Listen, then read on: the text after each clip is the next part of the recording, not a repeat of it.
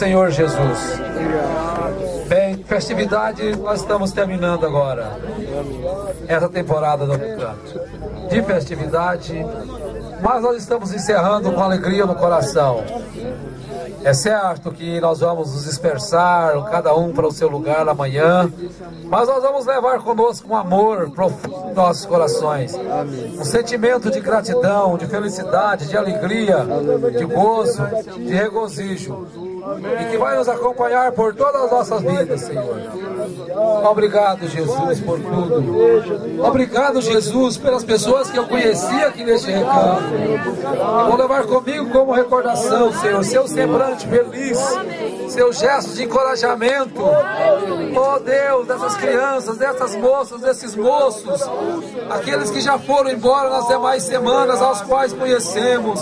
Obrigado por eles, Jesus, pelo encorajamento que eles transmitem a nós. Aceite a nossa gratidão e essa restante de noite seja coroado de um sono tranquilo, que nos descanse para o dia de amanhã. Pedimos, ó Deus, força, vitória para nós no nosso dia a dia, no nome do Senhor Jesus Cristo. Amém, Jesus. Amém.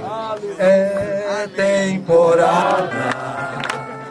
Muito obrigado, Senhor, por este recanto tão belo, por tal descanso do seu povo.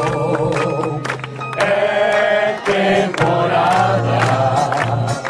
Muito obrigado, Senhor, por este recanto tão belo, por tal descanso do seu povo. Amém. Agora, as moças, levem as cadeiras, por favor, e os rapazes aguardem um pouquinho.